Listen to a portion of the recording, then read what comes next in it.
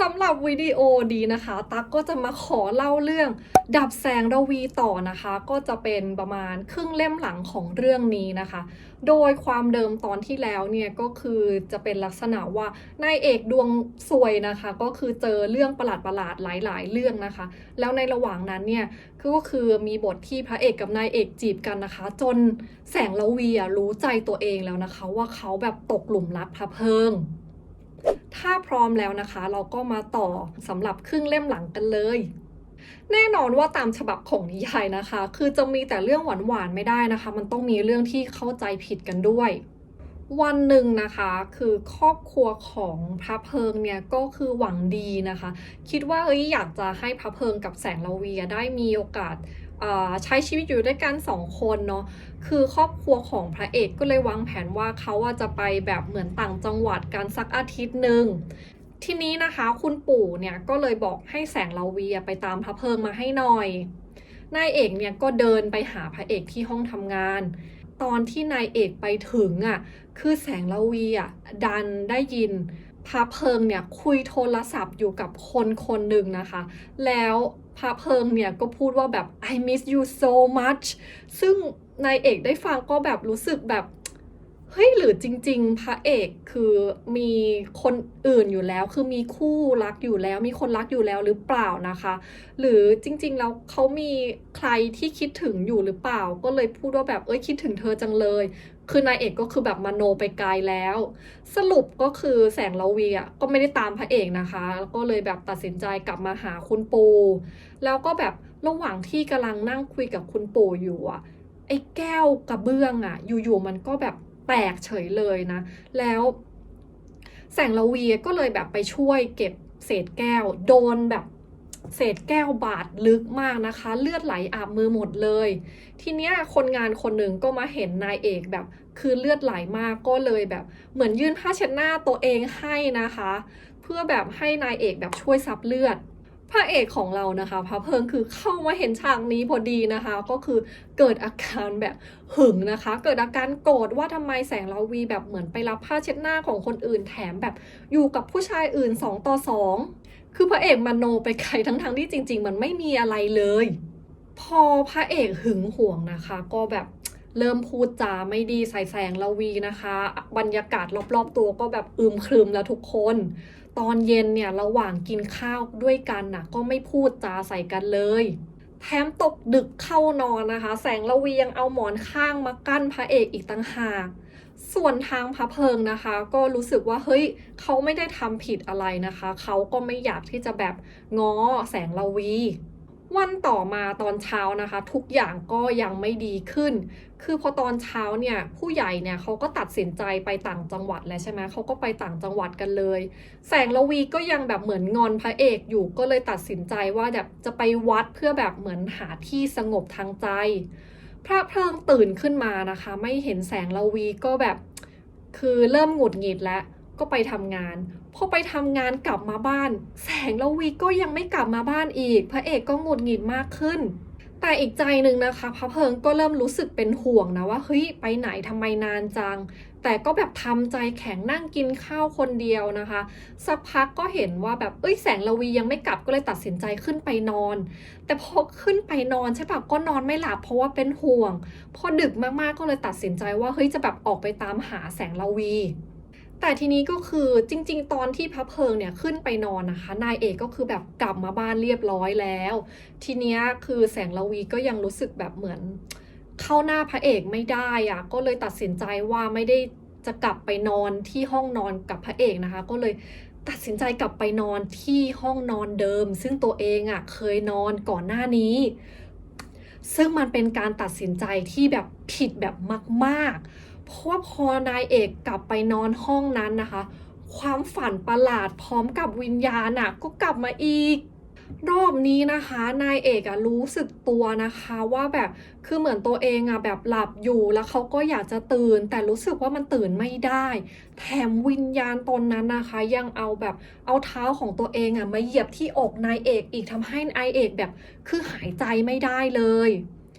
ตัดกลับมาทางฝั่งของพระเพลิงนะคะก็คือว่าคือเป็นห่วงนายเอกมากเริ่มรู้สึกว่าเฮ้ยแสงระวีไปไหนทำไมไม่กลับบ้านใช่ปะก็คือตัวเองอ่ะจะแบบออกไปตามหานายเอกแหละทีเนี้ยคนรถมาเห็นพระเอกกำลังจะถอยรถออกไปอ่ะก็เลยบอกว่าเฮ้ยจริงๆอ่ะคือแสงระวีอ่ะกลับมาบ้านแล้วนะพระเอกได้ยินนะคะก็คือรู้ได้เลยว่านายเอกอ่ะจะต้องหนีกลับไปนอนห้องเดิมแน่ๆดังนั้นพระเพลิงอ่ะก็เลยตามไปที่ห้องเดิม พอเปิดประตูเข้าไปเท่านั้นแหละทุกคนคือพระเอกคือแบบคือเรียกว่าตกใจมากดีกว่าเพราะว่าเห็นว่าแบบแสงระวีเหมือนแบบหายใจไม่ออกแล้วก็นอนแบบตัวเกร็งเลยพระเอกก็พยายามปลุกนายเอกนะคะจนสุดท้ายนายเอกก็แบบตื่นขึ้นมานะคะแล้วก็แบบเหมือนรีบหายใจแบบเอาแบบอากาศเข้าไปในปอดอย่างมากนะคะคืออารมณ์เหมือนแบบตัวเองกำลังจะตายอะไรแบบนี้พระเพลิงนะคะพอเห็นเรื่องประหลาดก็เลยตัดสินใจถามแสงระวีว่าเฮ้ยคือมันเกิดอะไรขึ้นกันแน่นะคะคือแสงระวีก็เลยตัดสินใจเล่าเรื่องความฝันประหลาดนะคะเกี่ยวกับผู้หญิงคนนึงให้พระเอกฟังทีเนี้ยเนื่องจากว่าพระเพลิงเป็นเด็กหัวนอกใช่ปะก็ไม่ได้เชื่อสิ่งที่นายเอกพูดนะคะแสงระวีก็คือเข้าใจเพราะว่าคือด้วยแบ็คกราวด์ของพระเพลิงก็คงแบบไม่เชื่อเรื่องแบบนี้หรอกเนาะแต่ยังไงก็ตามนะคะพระเพลิงก็เลยถือโอกาสเนี้ยนะคะแบบเหมือนขอโทษนายเอกไปนะคะสำหรับเรื่องเมื่อวันก่อนนะคะที่ตัวเองแบบพูดไม่ดีใส่นายเอกคนทั้งคู่นะคะก็เลยมีโอกาสปรับความเข้าใจกันพระเพลิงเนี่ยก็ยืนยันว่าคนที่เขาโทรหาคือเป็นแค่เพื่อนกันเท่านั้นแสงระวีได้ฟังนะคะก็คือแบบโล่งอก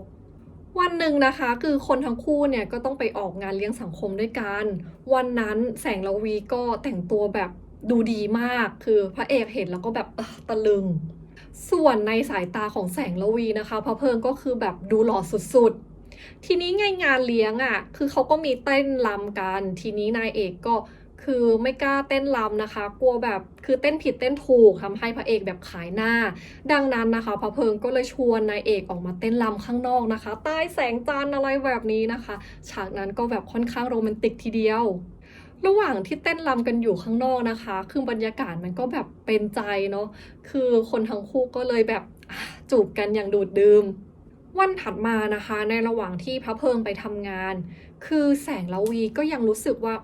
คือข้องใจอยากจะรู้ว่าคือวิญญาณหญิงคนนั้นคือใครเขาอยากจะแบบหาเบาะแสให้เจอคือเขาอยากจะรู้ว่าเฮ้ยทำไมต้องแบบมาอาฆาตจะเอาชีวิตเขาทีนี้แสงระวีก็เลยแบบค้นข้าวของทั่วบ้านเลยแต่แบบหาเท่าไหร่ก็หาเบาะแสไม่เจอเลยเย็นวันนั้นนะคะตอนกลับบ้านเนี่ยพระเพลิงก็ไปซื้อสเต็กมาฝากนะคะแล้วก็แนะนำให้แสงระวีแบบกินสเต็กจิบพร้อมกับไวน์ทีนี้นายเอกไม่เคยจิบไวน์มาก่อนพอจิบไวน์ไปสักพักนะคะนายเอกก็แบบคือเคลิ้มนะคะแล้วก็แบบยิ้มหัวเราะยิ้มหวานอะไรอย่างเงี้ยพระเพลิงก็รู้สึกเหมือนแบบห้ามใจไม่อยู่ก็เริ่มแบบรุกนายเอกก็แบบชอบสัมผัสของพระเอกมากนะคะสุดท้ายนะคะคนทั้งคู่ก็คือตกหลุมของกันและกันนะคะคืนนั้นคนทั้งคู่ก็เลยแบบมี NC กันเป็นคืนแรก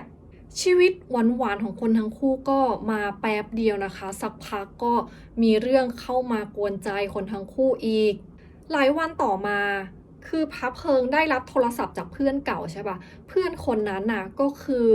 คนที่วันก่อนพระเพลิงคุยกันแล้วเขาบอกว่า I miss you so much นั่นแหละก็คือเพื่อนคนนี้นะคะเป็นเพื่อนสนิทกับพระเพลิงมาตั้งแต่เด็กไปเรียนเมืองนอกด้วยกันทีนี้เพื่อนสนิทคนนี้เขาจะจัดงานวันเกิดเขาก็เลยชวนพระเอกไปร่วมงานด้วยหลายวันต่อมาเนาะแสงระวีก็เลยไปร่วมงานวันเกิดของเพื่อนพระเอกนะคะกับพระเอกทีเนี้ยพอไปถึงนะคะแสงระวีก็มีอันต้องอึ้งไปนะคะเพราะว่าเพื่อนของพระเอกคนนี้แบบคือหน้าตาดีมากๆนะคะแถมนะคะในงานยังมีคนลืออีกว่าคนทั้งคู่เคยคบหาดูใจกันมาก่อนระหว่างที่เรียนเมืองนอกเมืองนาด้วยกันคือนายเอกได้ฟังก็เริ่มแบบรู้สึกแบบสะเทือนใจแถมในงานนะคะใครๆก็บอกว่าอุ้ยคนทั้งคู่แบบเหมาะสมกันจังเลยไม่ว่าจะเป็นทางด้านแบบหน้าตาฐานะทางสังคมอะไรอย่างเงี้ยนายเอกได้ฟังก็รู้สึกแบบเฮ้ยเหมือนน้อยเนื้อต่ำใจทีนี้แสงระวีอยู่ในงานก็รู้สึกซึม คือพี่ลูกน้องของพระเอกเนี่ยมาเห็นเข้าก็เลยชวนนายเอกออกมาคุยข้างนอกคือแสงระวีก็พูดลักษณะที่เหมือนกับพยายามจะเตือนตัวเองว่าเขาแบบไม่เหมาะสมกับพระเอกระหว่างที่คุยกับลูกพี่ลูกน้องของพระเพิงนะคะแสงระวีก็มีพูดเตือนตัวเองประโยคนึงว่าคือเขากับพระเพิงคืออีกไม่กี่เดือนนะก็จะได้เป็นอิสระต่อกันแล้วนะคะแล้วก็เขาก็เลยไม่ได้คิดมากเรื่องที่คนอื่นนะเขาพูดกันในงานเลี้ยงวันนี้จุดประสงค์ที่นายเอกพูดเหมือนแบบอยากจะเตือนตัวเองนั่นแหละเหมือนมีความแบบน้อยเนื้อต่ำใจในแบบเหมือนฐานะของตัวเองอะไรแบบนี้แต่เรื่องมันมาเกิดก็คือว่าพระเอกดันมาได้ยินประโยคนี้พอดีพอพระเพิงได้ฟังสิ่งที่แสงระวีพูดนะคะพระเพิงแบบคือรู้สึกโกรธนะคะแถมรู้สึกแบบเฮ้ยรู้สึกโวงนะคะจริงๆแอบรู้สึกเหมือนตัวเองอกหักนั่นแหละหลังจากได้ยินคำพูดของแสงระวีนะคะพระเพิงก็คือแบบทำใจไม่ได้นะคะกลับไปกินเหล้าเมาแอนะคะคือพอพระเอกเมานะนายเอกก็คือพยายามแบบพาพระเอกกลับบ้านนะคะพยายามดูแลต่างๆนานาทีเนี้ยพระเอกนะคะก็คือยังรู้สึกแบบโกรธนายเอกอยู่ก็เลยมีแบบพูดกับแบบแสงระวีไปว่าคือระหว่างเขากับแสงระวีก็เหลือเวลาอยู่ไม่มากแล้วนะคะยังไงก็ให้นายเอกทนไปก่อนละกันนอกจากนั้นนะคะคือพระเพิงยังแบบไปหยิบสมุดบัญชีเงินฝากแล้วก็มายื่นให้นายเอกดูอีกต่างหากยื่นให้เห็นว่าเขาทำตามคำสัญญาที่เคยให้ไว้ว่าเขาจะให้เงินดูแลนายเอกทุกเดือนการกระทำของพระเพิงนะคะทำให้แบบแสงระวีคือแบบสะอึกไปเลยนะคะมันเหมือนกับแบบอารมณ์ว่าพระเพิงกำลังเตือนเขาเรื่องสัญญาที่คนทั้งคู่เคยมีตกลงทำกันตั้งแต่วันแรกคืนนั้นนะคะนายเอกก็เลยรู้สึกเสียใจมากนะคะส่วนคืนนั้นพระเอกก็รู้สึกน้อยใจในคำพูดของนายเอกที่ตัวเองไปได้ยินมาในงานเลี้ยง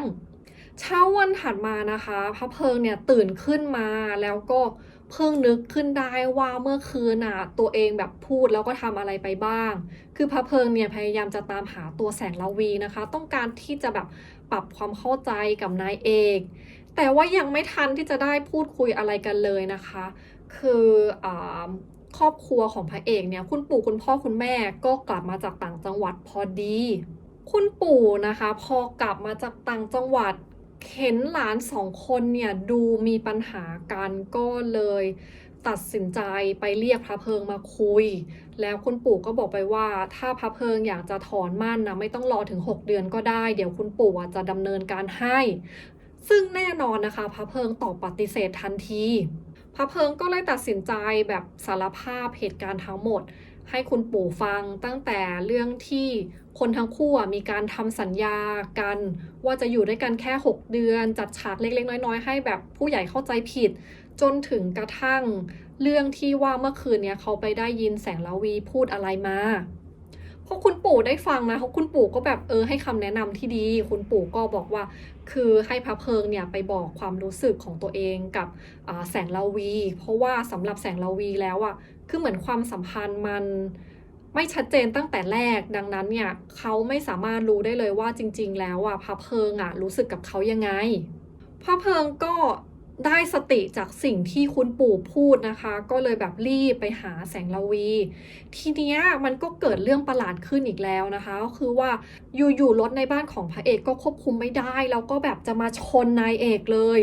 คือพระเพิงไปเห็นพอดีก็เลยแบบช่วยนายเอกไว้ได้ทันแต่นายเอกนะคะก็คือได้รับบาดเจ็บนิดหน่อยก็คือแบบข้อมือร้าวนะคะจนต้องไปนอนโรงพยาบาลเรื่องราวประหลาดหลายๆครั้งที่เกิดขึ้นกับแสงระวีนะทำให้พระเพิงเริ่มคิดแล้วว่าเฮ้ยจริงๆมันอาจจะเกิดจากเรื่องเหนือธรรมชาติพระเพิงเลยตัดสินใจติดต่อไปหาสินแสหลี่นะคะสินแสคนแรกที่พูดเรื่องคำทำนายของคนทั้งคู่พระเพิงนะคะก็เลยพาแสงระวีไปหาสินแสคนนี้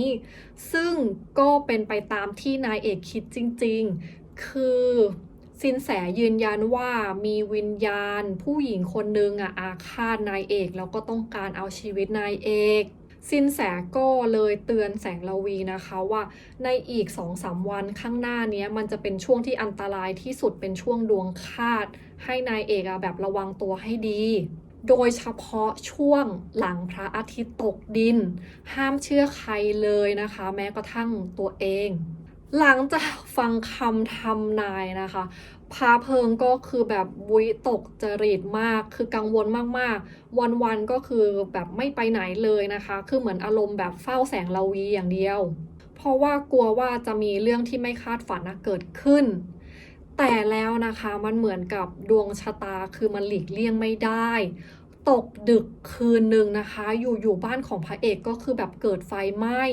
พระเพิงก็เลยต้องออกจากห้องนอนนะคะเพื่อไปช่วยดับเพลิงแล้วทีเนี้ยเขาก็ให้แสงระวีรออยู่ในห้องนอนนะคะเพราะกลัวว่าถ้าแบบออกไปช่วยกันดับเพลิงจะแบบเกิดอันตรายกับแสงระวีทีเนี้ยพออยู่คนเดียวในห้องนายเอกก็เริ่มรู้สึกไม่ปลอดภัยก็แบบพยายามจะเปิดประตูแต่เพราะว่าประตูห้องมันเปิดไม่ได้มันเหมือนกับถูกล็อกออกมาจากข้างนอกแสงระวีก็คือหนีออกไปไหนไม่ได้จริงๆแล้วทีนี้วิญญาณสาวคนนั้นก็แบบปรากฏกายขึ้นทุกคนในห้องนั้นแล้วก็แบบทำร้ายนายเอกจนนายเอกแบบหมดสติไปเลยพอนายเอกหมดสติใช่ปะก็คือวิญญาณสาวก็แบบอารมณ์แบบเหมือนเข้าไปสิงร่างนายเอกแล้วก็พาแสงระวีออกจากบ้านไปที่หนึ่งซึ่งมันก็ไม่ได้ไกลจากบ้านพระเอกแสงระวีนะคะคือรู้ว่าตัวเองกำลังพยายามสู้กับสิ่งเหนือธรรมชาติพยายามจะขยับเขยื้อนร่างกายแต่ขยับเท่าไหร่มันไม่เป็นไปตามใจของตัวเองแสงระวีนะคะสุดท้ายก็คือโดนวิญญาณตนนั้นคือแบบเหมือนผลักตกน้ำแถมดึงให้จมลงไปในน้ำอีกในตอนที่นายเอกคือแบบเหมือนตกลงไปในน้ำแล้วก็แบบเหมือนกำลังจะหมดลมหายใจใช่ไหมนายเอกก็คิดถึงหลวงลุงนะคะนายเอกก็คิดถึงแบบพระเอกนะคะคิดแบบเหมือนเสียดายชีวิตที่ตัวเองกำลังจะหมดไปนะคะเสียดายที่แบบเฮ้ยยังไม่มีโอกาสได้ใช้ชีวิตร่วมกับพระเพิงเลยแล้วก็ยังไม่มีโอกาสแม้กระทั่งจะแบบบอกรักพระเพิงทีเนี้ยระหว่างที่นายเอกกำลังจะแบบค่อยๆหมดลมหายใจไปนะคะคือแสงระวีได้มีโอกาสเห็นฉากเหตุการณ์ทั้งหมดที่คือแบบเหมือนเฉลยปมว่าผู้หญิงคนนี้เป็นใครแล้วทำไมถึงจะต้องมาอาฆาตตัวเองโดยปมของเรื่องนี้นะคะมันก็มีอยู่ว่าคือคุณปู่ของพระเอกเนี่ยชื่อว่าพฤกษ์ใช่ไหมเคยเป็นคนรักกับหลวงลุงของนายเอกซึ่งชื่อว่าจันทกรคนทั้งคู่เนี่ยรักกันมาก่อนตอนสมัยเป็นหนุ่มแต่ว่าถูกกีดกันทางสังคมเพราะว่าเหมือนหลวงลุงตอนนั้นเหมือนเป็นแค่คนรับใช้หรืออะไรประมาณเนี้ย โดยผู้หญิงที่ตามอาฆาตคนนี้นะคะก็คือเป็นวิญญาณของภรรยาของคุณพฤษนั่นเอง คือจริงๆแล้วคุณพฤษต้องแต่งงานกับผู้หญิงคนนี้โดยถูกบังคับเพราะว่าผู้หญิงคนนี้นะคะคือชื่อกานิกาก็คือมีวันหนึ่งจัดฉากว่าคือพฤษกับตัวเองมีอะไรกันจนเธอท้องแต่พอพฤษเนี่ยโดนถูกบังคับให้แต่งงานใช่ปะพฤษก็คือไม่ได้รักผู้หญิงคนนั้นคือแม้ว่าจะได้แต่งงานกันแต่ไม่ได้หัวใจกานิกาก็คือรู้สึกแบบรับไม่ได้ผู้หญิงคนนั้นนะคะก็เลยพยายามที่จะกำจัดจันทกรนะคะก็คือต้องการจะฆ่าคุณลุงของนายเอกทีเนี้ยวันหนึ่งกานิกาก็เลยไปจ้างคนให้มาฆ่าจันทกรแต่ว่าฆ่าไม่สำเร็จกานิกาก็เลยตัดสินใจว่าจะฆ่าจันทกรด้วยตัวเองทีเนี้ยนะคะวันนั้นจันทกรก็คือหนีใช่ไหมกานิกาก็แบบตามจนสุดท้ายคนทั้งคู่ตกลงไปในน้ำคือลุงของนายเอกว่ายน้ำไม่เป็นซึ่งกานิกาว่ายเป็นแต่ทีเนี้ยกานิกานะคะก็คือพยายามฉุดให้จันทกรคือแบบเหมือนตกลงไปในน้ำลึกๆจะได้แบบขาดอากาศหายใจ ซึ่งกรรมมันตามทันเร็วมากนะคะเพราะว่าการกระทำแบบนั้นกานิกาก็คือต้องใช้พลังเป็นอย่างมากเหมือนกันซึ่งสุดท้ายแล้วกานิกาก็คือหมดลมหายใจไปก่อนนะคะไม่สามารถจะแบบว่ายน้ำขึ้นมาเหนือผิวน้ำได้ส่วนจันทกรนะคะก็คือรอดชีวิตมาได้เพราะว่าคุณปู่ของพระเอกหรือว่าคุณพฤษตามมานะคะแล้วก็คือแบบเหมือนดำผุดดำว่ายหาจันทกรจนสุดท้ายสามารถช่วยขึ้นมาแบบได้ทันเวลาพอดีจันทกรนะคะก็เลยไม่ตายหลังจากที่กานิกาตายไปเนี่ยคือวิญญาณสาวคนนี้ก็ยังอาฆาตคือจันทกรอยู่แต่ทีเนี้ยคือลุงของนายเอกตัดสินใจอยากไปบวชแล้วก็อุทิศส่วนกุศลให้กับผู้หญิงคนนี้ไปตลอดชีวิตคือทำให้วิญญาณไม่สามารถจะไปแก้แค้นที่หลวงลุงได้วิญญาณก็เลยเอามาลงที่นายเอกตัดกลับมาที่ฝั่งของแสงละวีนะคะเหตุการณ์อะไรก็ตามที่เคยเกิดขึ้นกับจันทากรเกิดขึ้นกับแสงละวีหมดเลยนะคะคือวันนั้นสุดท้ายนายเอกก็ตกลงไปในน้ำพระเพลิงไปตามจนหาร่างของนายเอกแล้วก็ช่วยนายเอกขึ้นมาได้ทันเวลานายเอกไม่ตายแต่นายเอกไม่ฟื้นขึ้นมาคุณปู่ของพระเอกนะคะหรือว่าคุณพฤษรู้ว่าเรื่องนี้มันไม่ใช่เรื่องบังเอิญเขาก็เลยเล่าเรื่องทั้งหมดนะคะให้หลานชายฟังทีเนี้ยทั้งคุณพฤษนะคะทั้งหลวงลุงทั้งตัวพระเอกก็คือเหมือนตั้งจิตอธิษฐานนะคะอโหสิกรรมให้กับกานิกาทีเนี้ยเนื่องจากว่าวิญญาณสาวคนนี้คือจริงๆก็คือเป็นย่าของพระเอกนั่นแหละคือก็จะมีฉากที่พระเอกแบบเหมือนขอร้องคุณย่านะคะให้แบบเหมือนปล่อยแสงละวีกลับมาหาเขาอะไรอย่างเงี้ยซึ่งกานิกาคือสะเทือนใจมากนะคะที่เห็นพระเพลิงต้องมาเหมือนเจ็บปวดจากการกระทำของตัวเองกานิกาก็เลยตัดสินใจนะคะปล่อยแสงละวีกลับไปหาพระเพลิงสุดท้ายแล้วนะคะแบบแสงละวีก็แบบฟื้นขึ้นมาในนิยายนะคะก็จะมีการเฉลยปมเล็กๆอีกก็คือตอนที่นายเอกสลบไปเนาะยังไม่ฟื้นขึ้นมาเนี่ยพระเอกก็ดูแลนายเอกอย่างดีจนกระทั่งพระเอกได้ไปเห็นปานที่เท้านายเอกเลยทำให้เขาวันนึกถึงเรื่อง12 ปีที่แล้วได้ว่านายเอกก็คือเด็กผู้ชายคนนั้นที่เขาไปช่วยไว้นั่นแหละตัดกลับมาที่ปัจจุบันนะคะหลายวันผ่านไปหลังจากเหตุการณ์เลวร้ายที่เกิดขึ้นกับแสงละวีพระเพลิงเนี่ยก็ตัดสินใจพานายเอกออกไปเที่ยวพานายเอกออกไปพายเรือเล่นนะคะแล้วพระเพลิงก็ตัดสินใจบอกรักแสงระวีรวมทั้งขอแสงระวีแต่งงานด้วย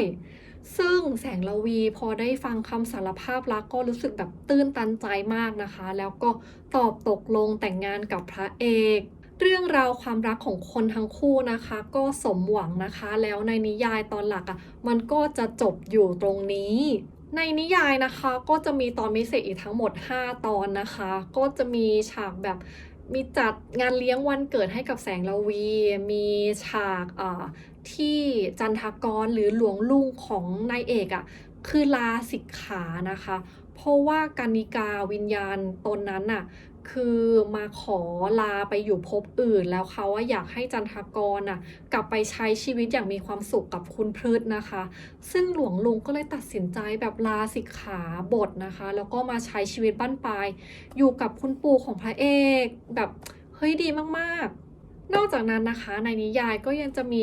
ฉากแต่งงานของทั้งพระเพลิงแล้วก็แสงระวีรวมทั้งนะคะมีฉากที่พระเพลิงพาแสงระวีไปเที่ยวด้วยและนั่นนะคะก็คือแบบรีวิวแบบละเอียดนะคะของนิยายเรื่องดับแสงระวีโดยรวมๆนะคะเรื่องนี้ก็คือสนุกมากแต่เผอิญว่าเนื่องจากติดงานแบบเป็นช่วงๆก็เลยไม่สามารถจะแบบอ่านได้แบบแป๊บเดียวจบนะคะฉากที่เกี่ยวกับผีๆทุกคนมันแอบแบบน่าตกใจนิดนึงตอนหรือว่าเราอ่านตอนกลางคืนก็ไม่รู้ตอนอ่านแล้วมันก็จะรู้สึกแบบกลัวผีนิดนึงนะคะอันนี้ก็แบบอยากจะบอกไว้